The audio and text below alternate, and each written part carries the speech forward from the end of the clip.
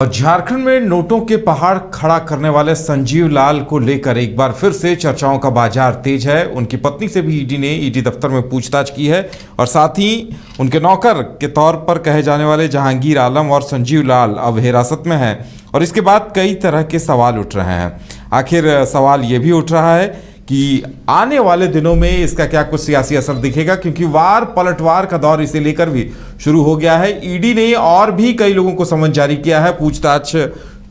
करने वाली है ईडी और पूछताछ की तैयारियों में है। कहा जा रहा है कि जल्द ही बड़े रसूखदारों से भी इस विषय में पूछताछ हो सकती है। ज्यादा जानकारी के लिए इस वक्त हमारे साथ हमारे संवाददाता नीरज जुड़े हुए हैं। नीरज, इस पूरे मामले को लेकर क्या कुछ अपडेट है अब तक? देखिए, अगर बात करूँ जो संजीव लाल से जुड़े मामला यानी कि जो टेंडर कमीशन घोटाला मामला है, उसमें ईडी की कार्रवाई लगातार जारी है और ऐसे में पहला समन कह सकते हैं उसकी शुरुआत हो गई है। और संजीव लाल की पत्नी रीता लाल है, उन्हें ईडी ने बुलाया है और पूछताछ फिलहाल जो है वो जारी है। कई सवाल जो है ईडी ने रीता लाल से पूछे हैं। सबसे पहला जो सवाल था वो सबके जहन में आ रहा था और ईडी के भी जहन में वो था, सोर्स ऑफ इनकम, और जो पैसे मिले हैं उनका सोर्स क्या है। संजीव लाल तो जैसा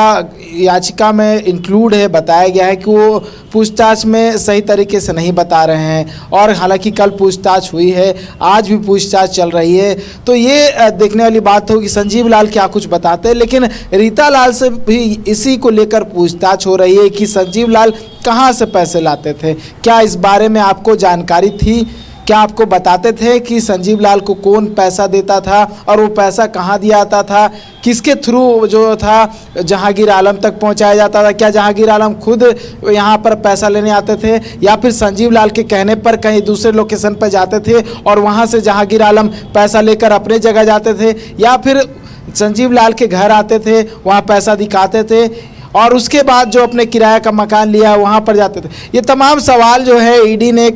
ईडी के अधिकारी जो है वो रीता लाल से पूछे हैं। संजीव लाल से भी पूछताछ की गई थी और दोनों को कहीं ना कहीं सवाल एक ही तरह के किए जा रहे हैं और जवाब जो ईडी के जो अधिकारी हैं वो चाह रहे हैं कि दोनों ओर से जवाब मिले और उन दोनों का मिलान किया जाए और एक फिल्टर कह सकते हैं दोनों में क्या जो सही जवाब है वो देखने वाली बात होगी। तो देखिए, इस तरह के सवाल जो है रीता लाल से संभवतः आज पूछी होगी ईडी की टीम, क्योंकि कल संजीव लाल से पूछताछ की गई है, आज भी संजीव लाल से पूछताछ की जा रही है, क्योंकि इतना बड़ा जो राशि बरामद हुआ है। संजीव लाल के जो नौकर है जहांगीर आलम, उनके ठिकानों से 32 करोड़ 20 लाख रुपए सिर्फ उनके ठिकानों से बरामद की गई है। संजीव लाल के ठिकाने से 10 लाख रुपए बरामद की गई है और ये भी बात जो है निकल कर सामने आई कि जहांगीर आलम के नाम पर संजीव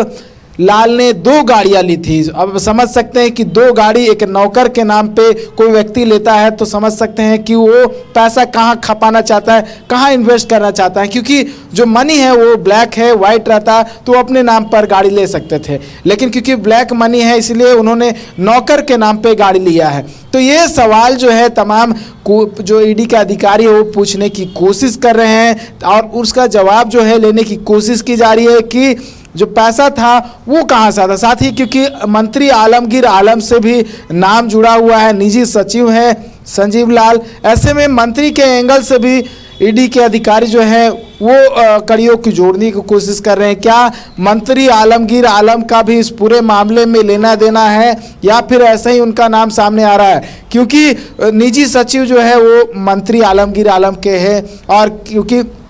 वीरेंद्र राम से संबंधित पूरा मामला है टेंडर कमीशन से, क्योंकि वीरेंद्र राम की जब गिरफ्तारी हुई थी पिछले वर्ष तब कहीं ना कहीं एक बार पिछली बार भी मंत्री आलमगीर आलम का नाम सामने आया था, लेकिन क्लियर नहीं हुआ था कि उसमें उनकी संलिप्तता है या फिर नहीं है। लेकिन एक बार फिर से उनका नाम सामने आया है, जो डिपार्टमेंट है उन्हीं का है, यानी कि ग्रामीण विकास विभाग। वीरेंद्र राम भी मुख्य अभियंता थे ग्रामीण विकास विभाग के ही, तो कहीं ना कहीं कड़ियाँ जुड़ती हुई जो आखिरी व्यक्ति तक पहुंच रही है उस व्यक्ति का नाम है मंत्री आलमगीर आलम। तो कहीं ना कहीं ईडी बहुत सारे जो सवाल हैं संजीव लाल और उनकी पत्नी से पूछने की कोशिश कर रही है और भी बहुत सारे ऐसे अफसरों का नाम आ रहा है, हालांकि उनके नाम जो है अभी अगर पब्लिक डोमेन में बात करूं तो पब्लिक डोमेन में नहीं आया है, है, लेकिन जो याचिका रिमांड के लिए जो पीएमएलए कोर्ट में ईडी ने दिया था उसमें इस बात का जिक्र किया गया है कि बहुत सारे ऐसे अधिकारी हैं जो अपने पावर का मिसयूज कर रहे हैं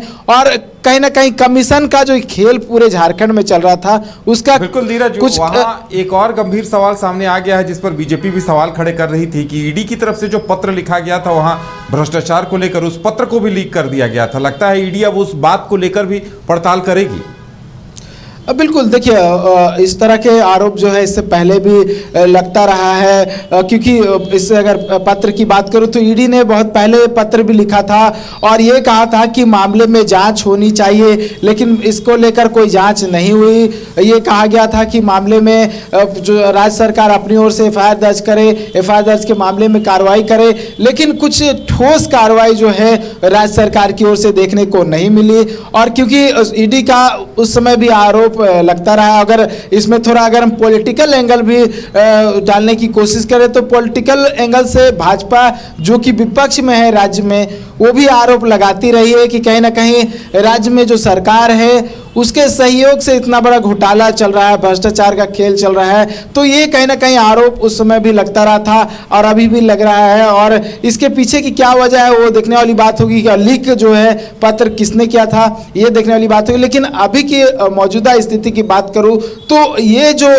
केस चल रहा है, जब जो टेंडर कमीशन का मामला है उसमें ईडी जो है काफ़ी तेज हो चुकी है और लगातार आपने देखा होगा ताबड़तोड़ कार्रवाई देखने को मिल रही है। 3 दिन लगातार ईडी की कार्रवाई हुई। पहले दिन यानी कि 6 मई एक साथ राजधानी रांची के 9 ठिकानों पर, दूसरे दिन यानी कि 7 मई एक साथ 5 से 6 ठिकानों पर, तीसरे दिन यानी कि 8 मई मंत्रालय में पहली बार ईडी ने दबिश दी और संजीव लाल के चैम्बर में छापेमारी की। वहां से कई लाख रुपए बरामद हुए, कई डिजिटल डॉक्यूमेंट्स, हार्ड डॉक्यूमेंट्स बरामद किए। तो कहीं ना कहीं इस मामले में ईडी जो है अब अपनी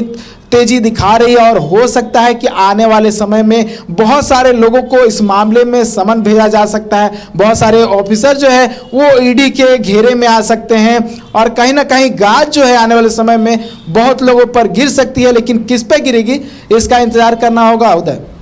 बिल्कुल नीरज, देखने वाली बात होगी कि आगे क्या कुछ होता है। हमारे साथ जुड़ने के लिए और जानकारी देने के लिए आपका बहुत बहुत धन्यवाद। तो ईडी को जितने भी सबूत मिले हैं उन्हें वो खंगाल रही है, नए नए नाम सामने आ रहे हैं, नए नए सूत्र सामने आ रहे हैं। अब देखने वाली बात होगी कि कौन कौन रसूखदार और सफेदपोश ईडी की गिरफ्त में आते हैं। फिलहाल हमारे साथ इतना ही, हमें दीजिए इजाजत और आप देखते रहिए न्यूज़ बाइस्कोप। नमस्कार। एलीट इंस्टीट्यूट, अगर आपके अंदर चाह है तो एलीट आपकी राह है। आईआईटी हो या मेडिकल, आप चाहते हैं अपने आप को उत्कृष्ट दिखाना, आप चाहते हैं खुद को एक आईआईटीएन के रूप में दिखना या मेडिकल के क्षेत्र में आगे बढ़ना, तो एलीट आपके लिए एक बहुत बड़ी ताकत के साथ आपके सामने है। आइए, खुलिए, बढ़िए, पहुंचिए। Elite institute.